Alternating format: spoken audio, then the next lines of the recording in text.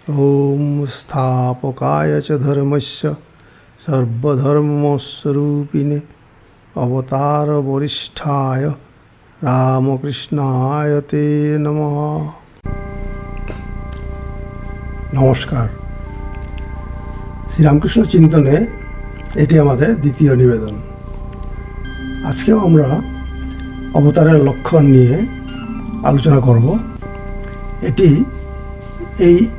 এই বিষয়ের দ্বিতীয় পর্ব। আসুন আমরা আজকের বিষয় নিয়ে আলোচনা করি। অবতারের প্রথম লক্ষণ আমরা দেখেছিলাম, অবতার বলেন আমি আবার আসবো, আমি বারবার আসবো। দ্বিতীয় লক্ষণটি নিজ মুখে নিজের অবতারত্ব স্বীকার করা। এটি বিভিন্ন শাস্ত্র ঘাটলে আমরা দেখতে পাবো যে ভগবান যখন অবতার রূপে আসেন তিনি নিজেই সেটি স্বীকার করেন, কারণ তিনি নিজ মুখে না বললে অন্য মানুষের পক্ষে সেটা বোঝা অসম্ভব। তাই তিনি নিজেকে প্রকাশ করেন বাক্যে। আহুস্তাম ঋষয় সর্বে দেবর্ষির নারদস্তথা অসিত দেবল ব্যাস স্বয়ং চৈব রবি সিংহে। অর্জুন বলছেন শ্রীকৃষ্ণকে, শ্রীকৃষ্ণ যখন নিজের পূর্বজন্মের বিবরণ ইত্যাদি বলেছেন, শ্রীকৃষ্ণ অর্জুনকে নিজের পূর্বজন্ম সম্বন্ধে বলেছেন, নিজের ঈশ্বরত্ব সম্বন্ধে বলেছেন। তারপরে অর্জুন এই বাক্যটি বলছেন আপনাকে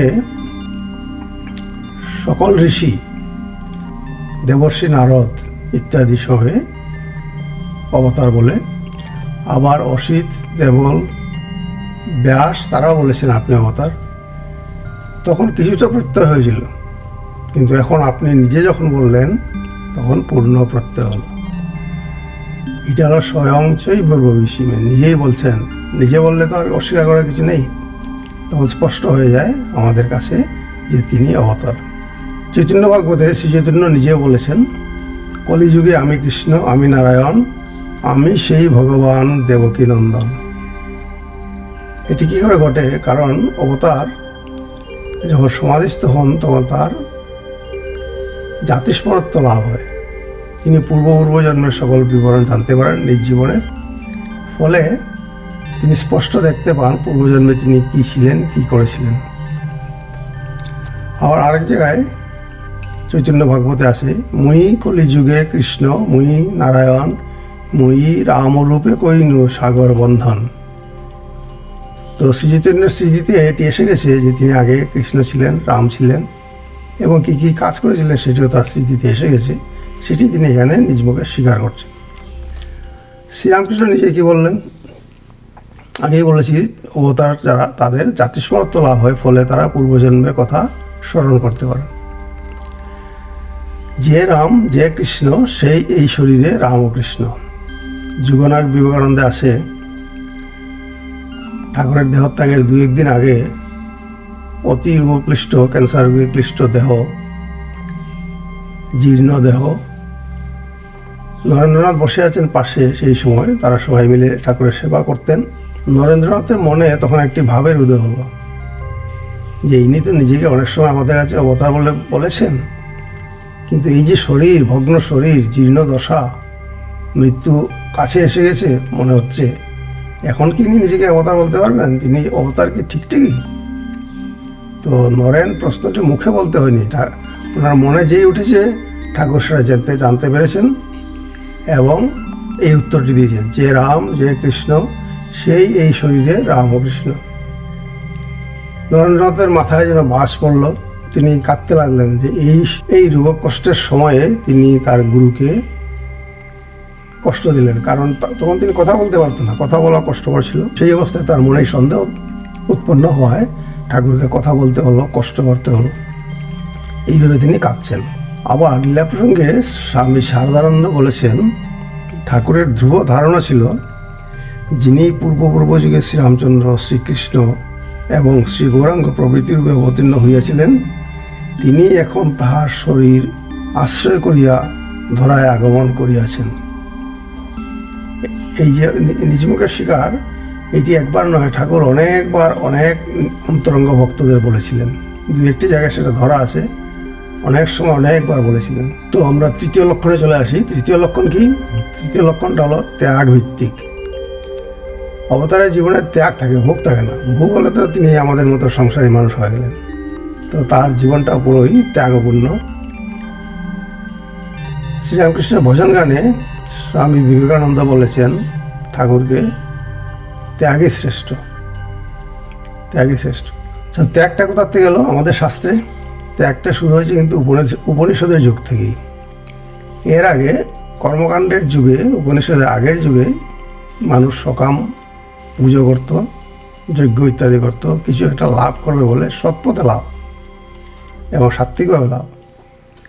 পরবর্তী যুগে যখন আরও মনন করলো, তারা আরও তপস্যা করলো, আরও নিজের গভীরে প্রবেশ করলো, তো ঋষিরা দেখলেন যে ত্যাগের দ্বারাই সব কিছু লাভ সম্ভব। বললেন ত্যাগে নয় কেন অমৃতত্ব মানুষের, যদি অমৃতত্ব লাভ করতে হয় এই জীবনে, জন্ম মৃত্যুর বন্ধনের পারে যেতে হয়, তাহলে পথ হলো গিয়ে ত্যাগ। তো এই প্রাচ্য শিক্ষার, আমাদের ভারতের শিক্ষার কিন্তু মূল মন্ত্র হলো ত্যাগ। স্বামী বিবেকানন্দ এক জায়গায় বলেছেন, পাশ্চাত্যের আদর্শ হলো সত্য, আর প্রাচ্যের আদর্শ হলো ব্রহ্মচর্য। ব্রহ্মচর্য ত্যাগেরই একটি নিদর্শন। শ্রীরামচন্দ্র, শ্রীকৃষ্ণ, শ্রী চৈতন্য জীবনে ত্যাগ পরিপূর্ণরূপে দেখা যায়। শ্রীরামচন্দ্র দেখুন, রাজ্যাভিষেক হলো, সঙ্গে সঙ্গে বনে যেতে হলো, সব ত্যাগ করে, সংসার ত্যাগ করে। তারপরে রাবণ বধ ইত্যাদি হলো, ফিরে এলেন। আবার সীতার ত্যাগ, সীতাকে ত্যাগ করলেন। কেন করলেন? প্রজাদের মঙ্গলের জন্য, প্রজা পালনের জন্য। তো এইভাবে তার জীবনটা কিন্তু ভোগ একেবারেই নেই, ত্যাগের জীবন। শ্রীকৃষ্ণ জন্ম নিয়েছিলেন রাজার ছেলে হিসাবে, কিন্তু প্রতিপালিত হলেন এক গোপালকের বাড়িতে, নন্দঘোষের বাড়িতে। তো একেবারে সাধারণ জীবন, সাধারণ খাওয়া দাওয়া ছোটোবেলায়। তারপর যখন তিনি আবার সেই অংশ ধ্বংস করলেন মথুরায়, তারপরে তিনি কিন্তু সেখানে রাজা হলেন না, বা অন্যান্য যে কোনো জায়গায় বিভিন্ন শত্রু দমন করেছেন, সেখানে তিনি রাজা হয়ে বসেননি। তার জীবনটা ত্যাগপূর্ণ। আর শ্রীকৃষ্ণের ত্যাগ জানতে হলে আমাদের গীতা পড়তে হবে। গীতাতে কি আছে? গীতাতে ত্যাগের কথাই আছে, শুদ্ধ সাত্ত্বিকতার কথা আছে, ত্যাগের কথা আছে, ঈশ্বর মহিমার কথা আছে, ঈশ্বরের বাণী আছে। তো শ্রীকৃষ্ণকে বুঝতে গেলে গীতা পড়তে হবে, পুরোটাই ত্যাগ। শ্রীরামকৃষ্ণ বলেছেন, 10 বার গীতা গীতা বললে যা হয় তাই গীতার সার। 10 বার গীতা গীতা বললে কি হয়? ত্যাগই ত্যাগই ত্যাগই হয়ে যায়, মানে ত্যাগ হয়। অর্থাৎ শ্রীরামকৃষ্ণের ভাবনায় গীতার অন্তর্নিহিত সার হল ত্যাগ। শ্রীচৈতন্য জীবনে দেখুন, তিনি বিবাহ করেছিলেন বিষ্ণুপ্রিয়াকে, কিন্তু তিনি বুঝতে পারলেন তিনি অবতার এসেছেন জীবের মঙ্গলের জন্য, ধর্মগ্লানি দূর করার জন্য। তখন আবার পরস্পর শুনতে পেলে সবাই বলছে, এই বিশ্বম্বর পণ্ডিত সবাইকে ত্যাগের কথা বলে, কিন্তু নিজে বেশ সংসারে আছে। তো শ্রীচৈতন্য ঠিক করলেন সংসার ত্যাগ করবেন। দেখুন, সঙ্গে সঙ্গে ত্যাগ করলেন তিনি। পরমা সুন্দরী, পরমা বিদুষী, পরম ভক্তিমতী এবং পরম স্বামীপ্রিয় বিষ্ণুপ্রিয়াকে ত্যাগ করে চলে গেলেন সন্ন্যাস নিয়ে। তারপর সারা জীবন ঈশ্বর নিয়েই থাকলেন, কোথাও ভোগের ছিটে ফোটাও নেই। একটি গল্প বলা আছে, শ্রী চৈতন্য একবার ধ্যানে বসেছেন, তো তার মনে ভোগ বাসনা আছেন কিনা তা দেখার জন্য তার জিহ্বায় চিনি ঢেলে দেওয়া হলো। তারপর কতক্ষণ পরে সেই চিনিতে ফু দেওয়া হলো। আমাদের জিহ্বাতে চিনি ঢাললে স্বয়ংক্রিয়ভাবে জিহ্বাতে জল এসে যাবে, চিনি গলে যাবে, কিন্তু চৈতন্যদেবের জিহ্বার জল এলো না, ফু দেওয়া হলো, চিনিগুলো ফুরফুর করে উড়ে গেল। তিনি ভগবান বিরোহী সারা জীবন কাটিয়েছেন, কৃষ্ণ বিরোহে কাটিয়েছেন, রাধার ভাব নিয়ে কাটিয়েছেন। তো সেখানে বিন্দুবিসর্গ ভোগের কথা নেই, সবই ত্যাগ। শ্রীরামকৃষ্ণ জীবনে ত্যাগটা আরও প্রবল। স্বামী বিবেকানন্দ আগেই বলেছি, ঠাকুরকে বলেছিলেন তিনি ত্যাগীশ্বর, সব কিছু ত্যাগ করেছেন। ধাতুর জিনিস ছুঁতে পারতেন না, মুদ্রা ছুলে হাতে কটকট করতো, হাত বেঁকে যেত। স্ত্রীলোকের হাওয়া সহ্য করতে পারতেন না। জগদম্বার লীলায় তিনি বিয়ে করেছিলেন, কিন্তু কোনো সংসার করেন, ছেলেপুলে হয়নি, অর্থাৎ শারীরিক কোনো সম্পর্ক নেই। এই যে ত্যাগ, শ্রীশ্রীমা শারদাও বলেছিলেন ঠাকুরের জীবনের শ্রেষ্ঠ ভাবটি হলো ত্যাগ, তাই তিনি ত্যাগ ঈশ্বর। সো এই ত্যাগটা অবতারের একটি লক্ষণ। ঠাকুর বলেছেন ঈশ্বর দর্শনই মানব জীবনের উদ্দেশ্য, অর্থাৎ তুমি সংসারে থাকো, টাকা পয়সা রোজগার করো, ভোগ করো, এগুলোতে তোমার জীবনের কোনো উদ্দেশ্য সাধিত হবে না। কারণ তোমার জীবনের উদ্দেশ্য জন্মের সঙ্গে সঙ্গেই বা জন্মের আগে থেকেই ঠিক করা আছে ঈশ্বর দর্শন। সেটির দিকে না গিয়ে গেলে জীবনটাই বৃথা। চতুর্থ লক্ষণ ভাব সমাধি অনায়াস গম্য। শ্রী চৈতন্যদেবেও দেখবেন তিনি সমাধিতেই বেশিরভাগ সময় কাটিয়েছেন।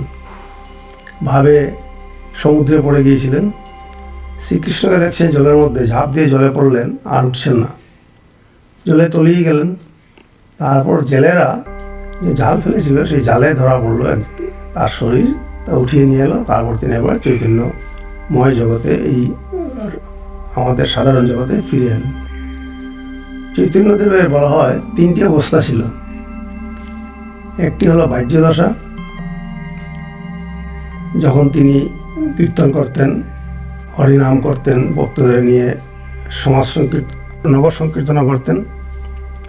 তারপরে হলো অন্তর্দশা, যখন তার মনটা এত অন্তর্লীন হয়েছে যে বাইরের ব্যাপারগুলোর জন্য তিনি বুঝতেই পারছেন না, একটি ঈশ্বরভাবে ভাবিত থাকতেন।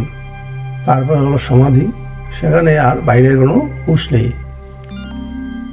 শরীর স্থির হয়ে যায়, সব শরীরের ক্রিয়াকাণ্ড বন্ধ হয়ে যায়, শুধু ঈশ্বরে সেই আত্মা ভাসতে থাকে।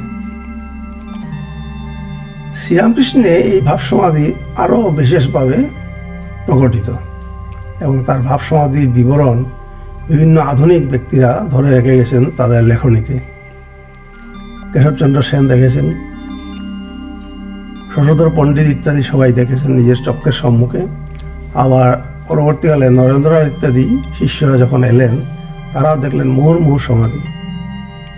একটু ঈশ্বর কথা হলেই দপ করে তার মনে সেই ঈশ্বরের ভাবটা চলে আসে, তিনি সমাধিস্থ হয়ে যান। আর বাহ্যভূমিতে ফিরতেই চান না, অনেক কষ্টে বলতেন জল খাবো, এরকম বলে মনকে নিচে নামিয়ে আনতেন, তারপর সাধারণের সঙ্গে কথাবার্তা বলতে পারতেন। এই যে মুহুর্মুহু সমাধি, আবার সমাধির থেকে ফিরে আসা, এটা কিন্তু সাধারণ মানুষের হয় না। বলা হয় সাধারণ জীব যদি তপস্যা করে, ধ্যান ধারণা করে, একবার সমাধি লাভ করে, তাহলে তার শরীর আর থাকবে না, 21 দিনের মধ্যেই শরীরটি ধ্বংস হয়ে যাবে, সে পরব্রহ্মে লীন হয়ে যাবে সেই আত্মাটি। অবতার তো সবসময় আসেন, বারবার আসতে হয়, এবং আসেনি আমাদের উপকারের জন্য, তাই তারা সমাধিতে আবার অনায়াসে ফিরে আসতে পারেন। এই যে দুটোর মধ্যে চলাফেরা, সাধারণ ভূমি আর সমাধি ভূমি, এই সাধারণ চলাফেরা, অনায়াস চলাফেরা একমাত্র অবতারেই সম্ভব। ঠাকুরের ভাবটাই সবসময় যুগটাই ছিল সমাধির দিকে, অনেক কষ্টে ভক্তদের মঙ্গলের জন্য মনটাকে নিচে নামিয়ে রাখতেন। পঞ্চম লক্ষণ যুক্তি অবিরোধ ও বৈজ্ঞানিক মানসিকতা। অবতারদের কথাবার্তা, চালচলন, কাজকর্ম কোনো সময় যুক্তি বিরোধী হয় না, যুক্তি অনুযায়ী হয়, বৈজ্ঞানিক হয়, কোনো কাল্পনিক ব্যাপার থাকে না। আমি ঘোড়ায় চড়ে সমুদ্রের উপর দিয়ে এলাম, এই ধরনের কথা হয় না, সব বৈজ্ঞানিক কথাবার্তা। শ্রীরামচন্দ্রের জীবনোপাখ্যানে অলৌকিক ব্যাপার প্রায় নেই। দু একটি জায়গায় রাক্ষসদের মেরেছিলেন, সেটা হয়তো অতি বর্ণনা আছে, এইটুকু মাত্র। আর তো সবই সাধারণ মানুষ, সাধারণ ব্যাপার, জাগতিক ব্যাপার, যা চাক্ষুষ সকলের সম্মুখে সেইটা ঘটেছে। আজ অলৌকিকতা নেই এখানে, সবই যুক্তি অনুযায়ী। রামচন্দ্র কি স্থাপন করলেন? সত্য রক্ষা করা, প্রজা পালন করা, নিঃস্বার্থ থাকা, ভোগরাহিত্য। রাজা হয়েও একটিমাত্র বিয়ে করেছিলেন। তো এই যে অলৌকিকত্ব বর্জিত সাধারণ মানুষের লৌকিক জীবন, এটা অবতারের কিন্তু একটি লক্ষণ।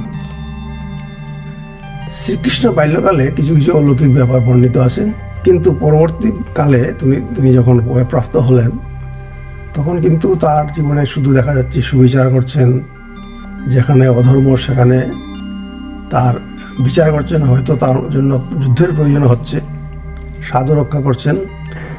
আর গীতার বাণী তিনি যেটা প্রচার করেছেন, অর্জুনকে বলেছেন, সেই বাণী অনুযায়ী পরিপূর্ণভাবে ছিল তার জীবন। গীতার বাণীতে যত কিছু আছে শ্রীকৃষ্ণ জীবন ঠিক সেইভাবেই পালিত হয়েছে। তো এখানে গীতার মধ্যে কিন্তু যুক্তি বিরোধী কোনো কিছু নেই। গীতার ভাষা যদি আপনারা লক্ষ্য করেন, একেবারে আধুনিক ভাষা, যেন আজকে বলা হয়েছে। এই আধুনিক জগতে যখন বিজ্ঞান অনেক এগিয়ে গেছে, আমাদের মানসিকতা অনেক ধরনের পরিবর্তিত হয়েছে, গীতা কিন্তু একেবারে ঠিক আমাদের জায়গায় দাঁড়িয়ে আছে। আমি একটি উদাহরণ দেব কীভাবে যুক্তির অবিরোধী। দেখুন, যখন শ্রীকৃষ্ণ বলছেন তোমাকে যুদ্ধ করতে হবে, অনেক কিছু উপদেশ দিয়েছেন, তারপর বলছেন তোমাকে যুদ্ধ করতে হবে। আবার বলেছেন সব কিছু ত্যাগ করতে হবে, ত্যাগের পথও বলেছেন, যুদ্ধের পথ বলেছেন। ত্যাগের পথ আর যেন এই কর্মপথটা অর্জুনের কাছে মনে হচ্ছে ঠিক নয়। তো অর্জুন তখন ঠাকুরকে বলছেন, ধ্যায়সি চেত কর্মণস্তে মতা বুদ্ধির জনার্দন তৎ কিং কর্মণি ঘুরে মাং নিয়োজয়সি কেশব। যদি ত্যাগের পথ সন্ন্যাসীর প্রতি শ্রেষ্ঠ হয় তোমার মত, তুমি যেটা বললে, তাহলে আমাকে কেন এই ঘোর কর্মে, এই যুদ্ধে নিয়োজিত করছো? তো দেখুন, যদি যুক্তি না থাকতো তো অর্জুনকে মেনে নিতে হতো সব কিছু। শ্রীকৃষ্ণ যা বলেছেন তাই মানতে হতো, প্রশ্নের কোনো সেখানে অবকাশ থাকতো না। কিন্তু না, যুক্তি শিষ্য জিজ্ঞেস করতে পারে গুরুকে, গুরুও যুক্তিপূর্ণভাবে সব কিছু বলেন। অর্জুন আবার বলছেন, বেমিশ্রেণ বাক্যেন বুদ্ধি মহয় শিবমে তদেকং বদ নিশ্চিত ইয়েন শ্রেয়হম আপনাম। হে কৃষ্ণ, তুমি যেন কথার জাল তৈরি করে আমাকে বিভ্রান্ত করছো। কোনটি ভালো কোনটি মন্দ একটা কথার জাল তৈরি করেছো, আমাকে বিভ্রান্ত করছো। তো এখন সঠিক করে বলো কোনটি ঠিক, সন্ন্যাস নেব না যুদ্ধ করব? তো এই যে এটা পরম যুক্তির কথা, শিষ্য গুরুকে প্রশ্ন করছেন, গুরুকে বলছেন আপনি আমাকে বাক্যজালে আমাকে বিবর্তিত করছেন, বাক্যজালে আমাকে যেন ঘোরাচ্ছেন। এইটা যুক্তিপূর্ণ যুক্তির ব্যাপার। এখন আসি শ্রীরামকৃষ্ণ জীবনে অলৌকিকতা প্রায় নেই, কিন্তু তিনি তো অলৌকিক, দেবলৌকিক। কাজে তার জীবনে মাঝে মাঝে তার দেবত্ব প্রকাশ পেয়েছে কোনো কোনো শিষ্যের কাছে, কোনো কোনো কর্মের মাধ্যমে। কিন্তু সেটা পুরো ঐতিহাসিক ব্যাপার, সেটা কাল্পনিক ব্যাপার নয়। আর যে ঠাকুরের যে বাণী যেটা ধরা আছে কথামৃতে, বাণীর সবই ঈশ্বর প্রেমের দৃষ্টান্ত, পুরো যুক্তিপূর্ণ সব কথা, ক্ষুরোদার এবং প্রাণস্পর্শী। তো এই যে যুক্তির সঙ্গে ঈশ্বর অবতারের কোনো বিরোধ নেই, এইটি একটি লক্ষ্য করার ব্যাপার, একটি লক্ষণ। ষষ্ঠ লক্ষণ, তার আচরণে যুগধারা ঠিক করে দেয়। গীতায় আছে, ইয়ৎ ইয়দ আচরতি শ্রেষ্ঠস্তত্ত্বদেবে তরজন স যৎ প্রমাণং কুরুতে লোকস্তবর্ততে। শ্রেষ্ঠ লোকেরা, শুধু অবতার সম্বন্ধে বলেননি, শ্রীকৃষ্ণের বাণী এটা বলছেন, শ্রেষ্ঠ লোকেরা যা যা পালন করে, যা যা করে, অন্যান্য লোকেরা সেটাই পালন করে। আর শ্রেষ্ঠ লোকেরা যা প্রমাণ করে তার জীবন দিয়ে, অন্যান্য লোকেরা সেটার অনুকরণ করে।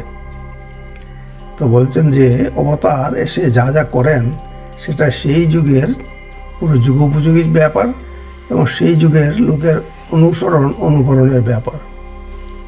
তিনি যা অনুষ্ঠান করেন, তিনি যা প্রমাণ করেন, সেটা লোককে নিতেই হবে। তো আমরা অবতারের 7টি লক্ষণ দেখলাম এখন পর্যন্ত। আরও অনেকগুলো লক্ষণ আছে, পরবর্তী পর্বে আমরা সেগুলো আলোচনা করব। ভিডিওগুলো কেমন লাগছে কমেন্ট বক্সে জানাবেন, আপনাদের মতামত জানাবেন, সাবস্ক্রাইব করবেন, লাইক করবেন এবং ঈশ্বরে নিমজ্জিত থাকুন।